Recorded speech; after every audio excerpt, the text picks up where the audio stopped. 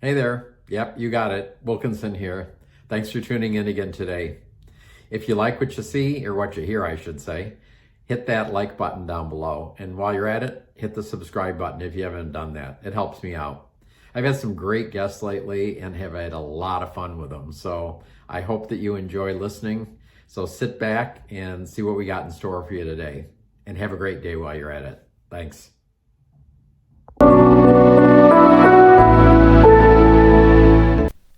Greetings, Wilkinson here. Today my guest is Austin Urban. We met through a mutual friend and he actually stayed here one night and we got to know each other a bit. So say hi to my peeps, Austin. Hey, it's good to be here. Welcome, glad to have you. Let's see, where shall we start? Tell a little about your growing up experience. My growing up experience was kind of rougher, nonetheless, to say the less. I kind of raised myself in a way to where my parents just were gone all the time. They were either out working or, who knows what. And I kind of had to grow up young and quick just because I also helped kind of raise my niece and nephew and one of my cousins. Wow. What part of the country were you in? I was in kind of partly Bend, Oregon, and then Tri-Cities, Washington. So what was your experience as a kid? Why were you alone? Parents were just kind of gone all the time or either in their room. So I also have a huge age gap for my brother and sister. And, that kind of already alienated me from them already. Were they older? Yeah, they're about I think my brother's 8 years older and my sister's 6 years Wow. older. So Well, not too big of a gap. yeah, but still elementary school, high school kids. Right. Well, my mother and father we always called them the second litter. There's 3 of us and then 2 more came like 10 or 12 years later. So that was wow. pretty wild. Wow, that's awesome. But anyway, so you're a gay man. Yes. How'd you figure that out? I've just kind of always known. I've never really been interested in women whatsoever. So I've never slept with a woman. The farthest I've gotten is a kiss. But that was when I had girlfriends as kind of a cover story. So Did you have a coming out experience or how'd that work? I came out when a month after I turned 18 when I moved into my own place. So You got out of there quick, huh? Yeah, I was kind of ready. I was, Right. just tired of living the lie and kind of wanted to take the world by my own hands. So what happened after that? Kind of was just from job to job in Bend, Oregon. And, I wasn't really experiencing any gay culture in there because it's kind of very conservative town that acts liberal. Right. Yeah, they're just So dating. they're faking it. Pretty much. And they want you to fake it. Yeah, there's no gay bars. There's still no gay representation. Right. And Wow. dating was just impossible there, let alone, the hookups. So Was your first apartment in that town or did you go somewhere else? yeah, so my first apartment was, I say I got out fast, but it was the duplex right next door. Our neighbors ended up just kind of abandoning it, tearing it down, and they weren't good to the house. And we knew the landlord, and I offered to fix her up. If you could stay there? Yes, but as covering my deposit as well. So I threw some money into it, like $400, and I ended up getting a $1,200 deposit for free. And once we moved out, I got that back too. So Wow. And then I eventually moved into my own place for about 8 to 9 months alone. Same town? Same town, just downtown Bend, right off the river, actually, or the canal. So you went to the big city part. Yes. I'm kidding. I was dying to get out of there. Right. So Did you leave that town at some point? yeah, I met this guy named Ethan, and I just kind of fell head over heels for him because he put me in a competition, and I'm very competitive. So What type of competition? he was dating me and 2 other guys at the time, and he was just I'm It's kind of weighing my options. like the dating game type kind of thing. Yeah, Wow. exactly. But he was open with it, and I was fine with it. I ended up winning that competition, but I have a good friend now. One of the boys he was dating, Doug, and he's helped me through a lot. He's definitely daddy, and I go to him for advice. He actually just told me to come play at where he works. So it's very ironic. By the time I got together with Ethan, he was like, "Oh, I don't know if I want a serious relationship. I'm wanting to move to either Portland or Seattle, and I don't know what's in store for you, so let's not take it seriously." And I was like, "Oh, I'll get you to Seattle." I ended up getting him to Seattle. Really? So, yeah. It was a hell of a trip. He kind of, hate to say this, but rode on my coattails up there to become an architect. And Oh, really? never did anything with it while we were together. So kind of got tired of the bartending life from him. And it was Wait, who was the bartender? Ethan. Oh, he Yeah, was. Yeah. Okay. So he worked at McMinimans. Yeah, I don't think I've ever been there. Maybe once. My friend in Seattle had just mentioned that place a couple days ago, and I was trying to place it, and I can't figure it out. Probably the Anderson School then, if he's talking about the one in Seattle. Right. That's the bigger property. It's pretty nice. No, it's the one on Piker Pine, isn't it? One of them. There's multiple, but the one I think he was talking about. So Ethan and you parted. Or not? Yeah. I stayed in that relationship way too long and pretty much was staying in the bedroom at the very end of the apartment, just far away, secluded, and staying in my room all the time playing video games. We kind of already started seeing other people while still in the relationship. Right. And I ended up meeting this guy, Chris. After Ethan, he pretty much offered a room to stay, but also I kind of didn't want to accept it because it was a one urban bedroom. And then he ended up showing me a place right next, like literally the apartment right next to him. You like the next door thing, huh? Yeah. He was like, "Oh, this place is beautiful and it's only $1,000 more than what I pay now." And I'm like, "What? $1,000? That's it? I'll be your roommate. I'll pay the difference and then some, you know." And one thing kind of led to another, and we were in this really nice apartment, kind of off of Pioneer Square and in between the financial district in Seattle. Cool. So that brings us to the next leg of your journey. Then what? While living there, I got promoted to field operations manager for a great corporate housing company called Aboda. And, you know, we were great to our customers, but employees, not so much. While there, I ended up starting an OnlyFans, mainly because of Chris, actually. So Chris was the last guy, right? Yes. I'm running out of guys here. Okay. So OnlyFans is a what? What's that?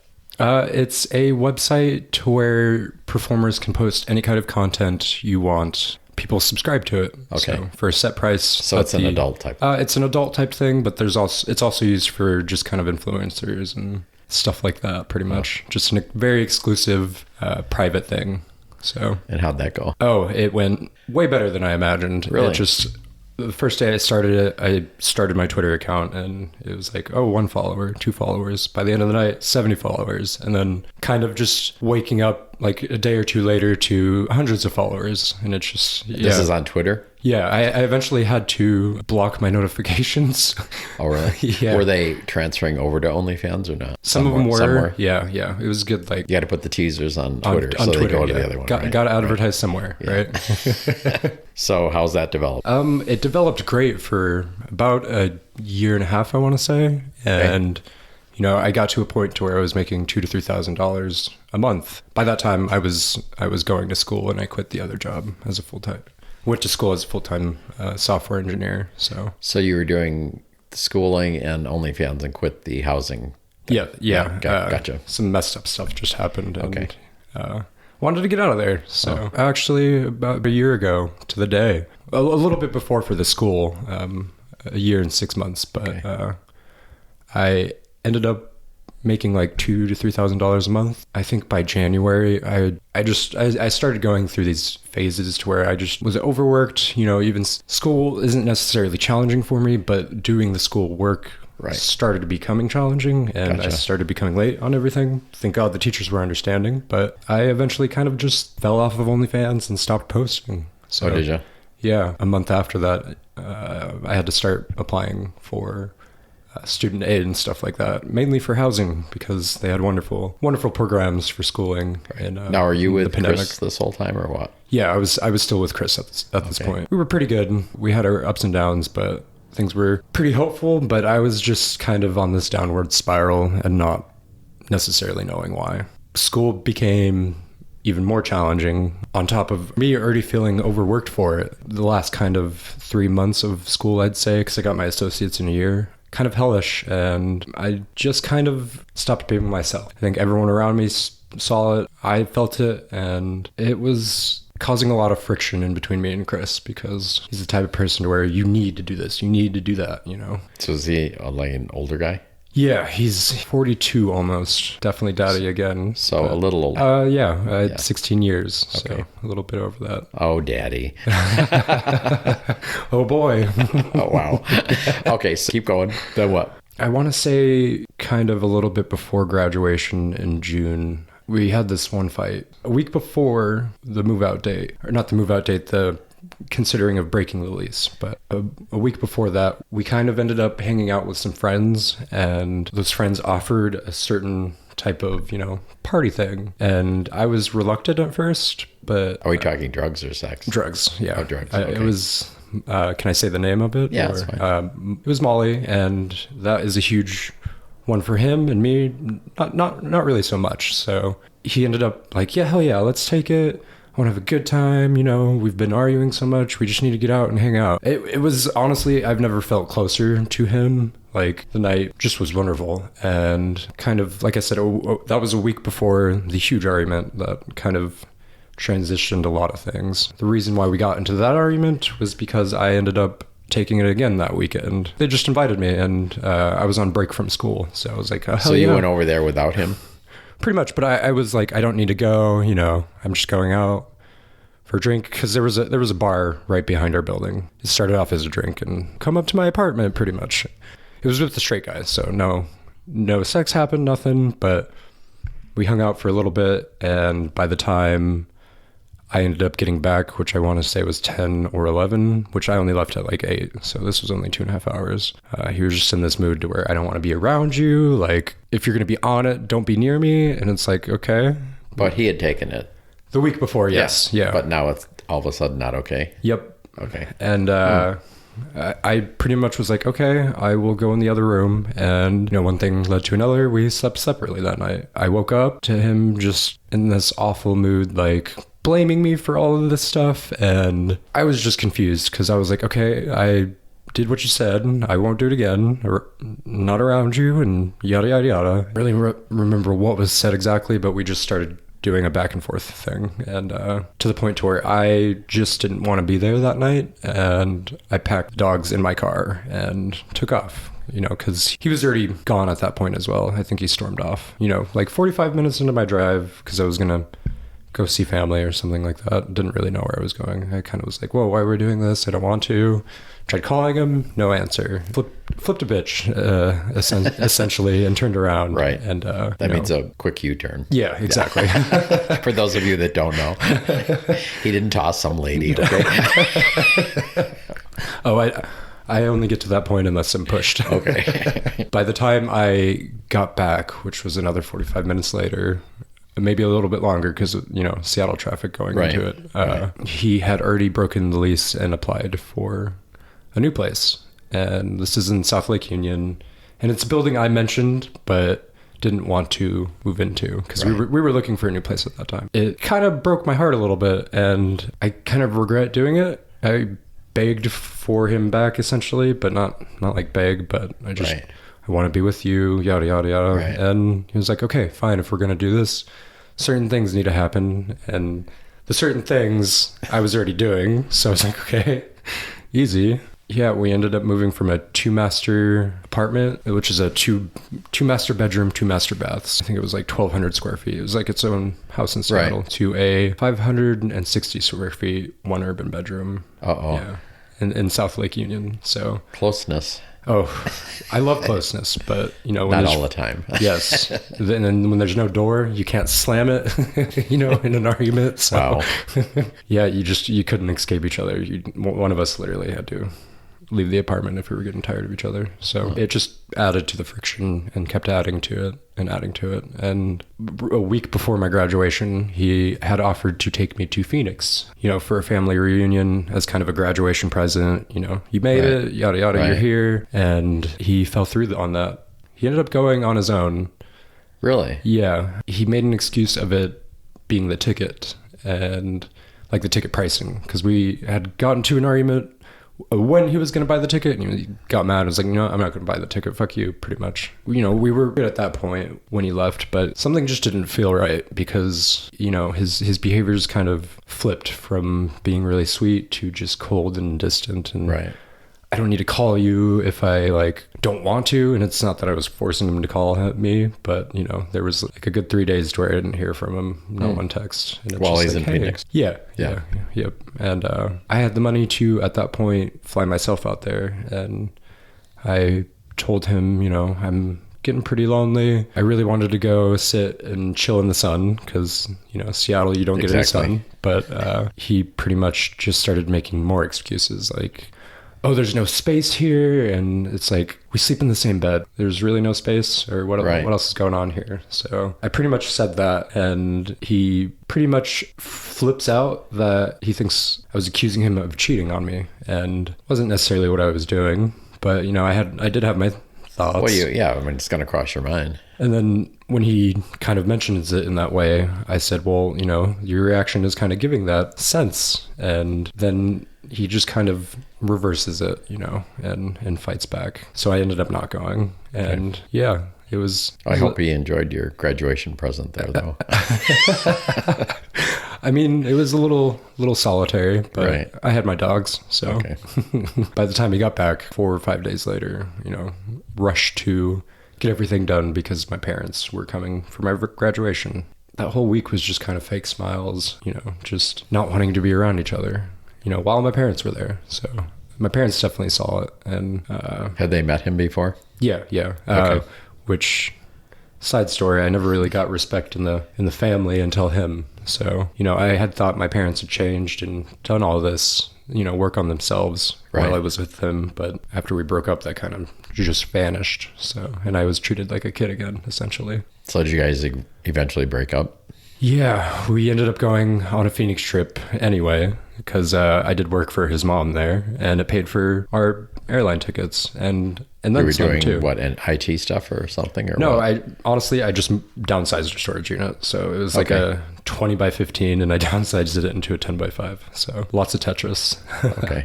Yeah, and that was in August last year, and it was a good experience. Great food, but he didn't let me choose a restaurant to go to, activities, the hotel we were staying at, great hotel, don't get me wrong, but he wanted me to pay for most of it. And meanwhile, I'd never got a decision or discussion on where we're staying, what's going on, or this and that. Like, I get it, it's his hometown, but it's nice to talk about it. And it was kind of back and forth on the trip, good moments and bad. By the time we got back, it's just something was different, and something changed, and the fights started getting worse. He ended up getting more aggressive in a sense of mental and physically, and I'm the type of person to not really give a fuck what someone thinks about me, but the closest people matter the most to me. It's not that I take it personally, it's that I will believe everything he says, even if he says it out of anger.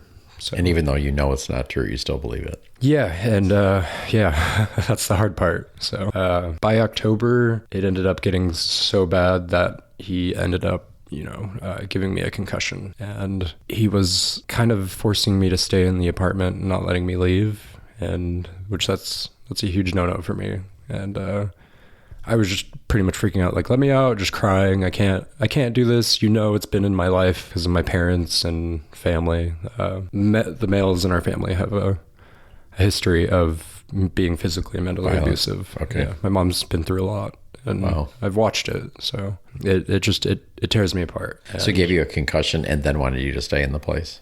Yeah. And why was he doing that? Do you know? Not entirely sure. He just was like, I'm sorry, Did you get medical attention when that first happened? No, I should have.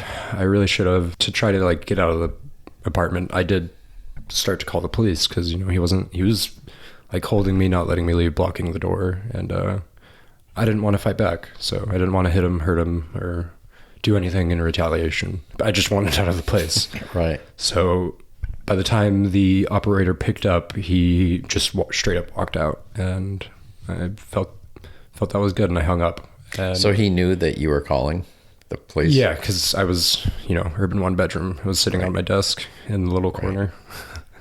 Wow. And he just straight up stormed out, and it scared me a little bit. I don't know why. And I ended up texting him, hey, you did leave, I didn't call the police, and I still love you, even though all that stuff happened. And, I forgave him, essentially. But did he ask for forgiveness? Yeah, but then no, he didn't, actually. He did not ask for forgiveness, and he made me feel like it was my fault. that he did that to me. And I pretty much wanted to move out again at that point, because there were several times where I tried, and I just, it wasn't in the options. And I ended up giving stipulations of my own. When you're gone for weeks at a time, just give me a call or check in, act like you want to be around me or be my friend. Right. And that was pretty much it. I can't really remember much after. It all was a blur, because the only thing I remember really days after that was not being able to drive. And the first time I did try to drive, like 4 blocks away to a CVS, and I just couldn't. I had to actually get out of the car and call him, tell him to come because of the concussion. I felt kind of like I had COVID essentially.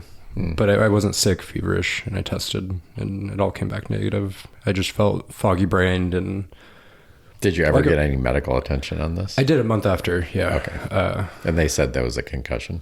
Yeah, they said I had post-concussion syndrome. There wasn't any major damage done on their scans, but I still feel it to this day. I don't feel like myself. And Phoenix is a very sore subject for me, because that's like the last time I felt all there, Right. So how did you escape? I almost didn't escape, because he tried to pull a trap card on me, and he slapped me with a restraining order for my depression, essentially. And it's always been there. So he said that because you were depressed, he was afraid of you. Yeah. Is that what he pulled? Yeah, okay. He essentially got an emergency protection order in place, so I couldn't contact him. But you were still living together. Yeah, but he left to his sisters at one point. Okay, so he's doing this restraining order from his sister. Yes. Okay. And there was a stipulation to this restraining order, so I could contact him with payment of pretty much bills and other stuff that I did not owe him. He has a history of doing that, apparently, because I talked to his ex, and he pretty much had the same kind of experience with him. I thought it was his ex just kind of, getting back at him. I didn't really give him any details of our relationship, so there was no way. Right. So you didn't really compare notes? Yeah, but in a way we were, because I let him talk about his experience, and it was just like, what the hell? You were doing, right? That's the same thing that happened to me, you know? Which his ex is a strong person. I give him props, because he suffered 10 years of, he kind of did the same thing I'm doing currently, and running away from Seattle, trying to find himself and just disassociate with all that self-doubt Chris kind of brought. But I ended up getting a lawyer for the restraining order. I didn't think he'd think I'd have the energy to stand up for myself, and pushed the first date out. And then by come second court hearing date, the judge just pretty much says, looking at everyone's criminal record and the situation, I would very much like to discuss this case. And after she said that, Chris was just, okay, I'm dropping it. And what criminal records? I'm not sure, because I don't have anything. But he does. Yes. And I was like a yes moment. He's out of my life. Like, I did it. I'm gone. I moved out. Right. And I ended up getting out because I had to essentially come forward with the assault, and I didn't try to prosecute or do anything. Seattle is just the city to where if domestic violence is reported, it has to be taken care of by the city. So the city attorneys have, charged him with 1 degree of assault, and he's in that process now. Do you have to appear to be a witness when that happens? If it goes to trial, yes. I still have to write my victim statement, but let's just hope maybe he just gets the shit scared out of him and he goes away. I'm hoping so. Like, move to Spain with your mom or something. Right. Where are you now?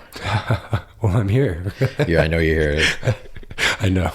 I'm doing a lot better. It's been challenging, but I've been doing a lot of soul searching, and great people like yourself just through conversation kind of piece me together like a puzzle. So one little part we talked about earlier, you added a little something to your OnlyFans. What was that?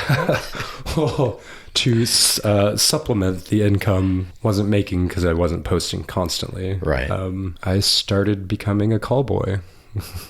So an escort. Yes, essentially. Okay. The first few clients weren't even sex. They were just massages, pretty much, or someone to talk to, and it was a very interesting experience. And oh boy, has it been even more interesting and fun. Now, I'm hoping, because we didn't talk about this, but I'm hoping you didn't run into more abusive situations. There were times, there were bad situations. And you got yourself out of there. Yes, I think that... Be careful, Dad says. Okay. Don't worry, Dad. Your boy knows how to navigate around those situations. You just got to really watch it. There's a lot of crazy people out there. There truthfully are. Being in those kind of situations your whole life, you get more used to how to spot them quickly. So how do you feel about doing all that? There are times to where, I feel like I'm always judged, and like my family kind of, because they know they know what you're doing. Yes. What'd you tell them? I don't like to lie, so it's like, why should I have to make up reasons why I'm going on these expensive trips? And I don't want to have to remember what I said. Telling the truth is a lot easier. It is, but it gets you in trouble. It really does with certain people, of course. I'm curious how you told them. What'd you say? Well, it first started with the OnlyFans, and then they started asking more questions, like, oh, how much money do you make? And once I showed them, they were like, damn. So they started asking more and more questions. Now, if you tell me your mother wanted to go out there, I'm going to... No, right? Okay. Actually, she's the one I'd love to talk to the most about it, because that's probably where I get all my dirtiness from. Really? Yeah. So you think the idea's actually crossed your mind? She said many times before, I'm jealous of your lifestyle. Like, really? Living in a downtown apartment in a high rise, I've always wanted to do. But I'm a country girl too, so I'm content. There was this one time right before graduation, she was like, you must be glad one day I didn't swallow you. I was like, whoa, Mom. Calm down. Where'd that come from? Wow. They were drunk. It took me a second to track what you were saying there. Okay, I get it. It took me a second to track what she was saying too, because it came out of nowhere. Wow. And they were drunk celebrating the graduation. So, well, that's certainly a good mom-son moment. Yeah, my dad was like, "Come on, woman." All right, so let's talk about your escorting a little bit. So you're with guys, you don't know them. So what do you do when you? Well, let me back up. You mentioned earlier that a lot of them, there's no sex; it's just touch. Yes, which just proves that most humans want connection. They do, and that's 100% true. And there is that other side to where I'd say one of them wants to be, not one of them, but a good percent of them want to be punished, or looking for certain kinks. And so like spanking or something. Yes, there's a client I had in Portland. He just wanted to be bullied by big brother and dad, and I'm more of submissive myself, so in our conversations I was kind of like, can I really do this? He wants a bar of soap in his mouth, and he just wants someone dominant, and I like being the masochist. I like being humiliated and submissive. Well, so it sounds like, and not to be judgmental, which I guess I am by saying this, but maybe he should be spending his money on therapy.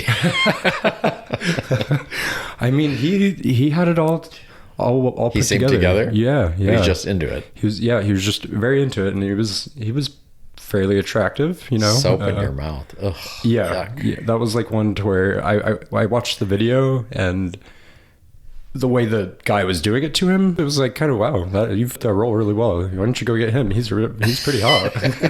But I also was like inside, oh my God, I taste the soap in my mouth. So what? Right. Yeah. And I apparently fit that role really well for him. It was all thanks to the help of my partner, not partner, but partner in crime. Somebody else doing the thing with the you. Daddy. Yeah. Right, okay. Yeah. Because I was big brother in that situation. Oh. So I fed off of his energy, and he fed off of mine. So we were just a dynamic duo. So when these guys just want connection, what do they say to you? So you're showing up, you're thinking, you don't really know what they want, right? Yeah. So it's I've tended to notice a lot of it is actually more on me to find out what they want. A lot of guys aren't very straightforward until you start asking the dirty deeds. And I struggle at making the first move. So once someone reaches out to me, they're usually mine. You just kind of pretty much be interested, right. And you gotta like what you do. And I like to please. Do you get something out of those encounters, like when you're just cuddling or having connection? or talking? Yeah, there's a there's a guy in New Mexico, my next stop after Phoenix. I'm going to be staying with him for the night. And I was already like, oh, you don't have to pay. I'll just hang out, you know. He was like, oh no, I will pay. And it's gonna be a fun new extra stop. So he was very fun. So looking back at your life thus far, what are some of the lessons you've learned? Don't immediately trust every word someone says. You can trust it. You don't have to react immediately, but approach with caution, and do that with everything in your life, but don't approach it with too much caution that you're overworking yourself, mentally, that is. So don't believe them necessarily. I was talking to somebody a couple days ago, they said, Eric, I don't know, or maybe I read it, I don't remember. Don't believe everything you think. 100. So that's for us too. Yes, so. And I'm a firm believer of, if you have multiple thoughts like that, believe the thing that feels right. You know, trust your gut. If your head's saying multiple things, what is your gut saying? Follow that feeling, and don't resist the energy that, you know, we flow through in this universe. Don't try to force things. Believe that it'll happen, and it'll happen. So do you think you're on track now, or are you hoping to get on track? Where are you? I'm a lot more on track than I was about a month ago, I'd say. Yeah, I am in a little debt from not doing the escorting thing for a bit. I'm getting there. I'd say about 75%. Well, you're a good guy. I've enjoyed having you here, and I just wish you the best. I appreciate that. It's been wonderful here. I really appreciate you inviting a stranger to stay in your B&B. So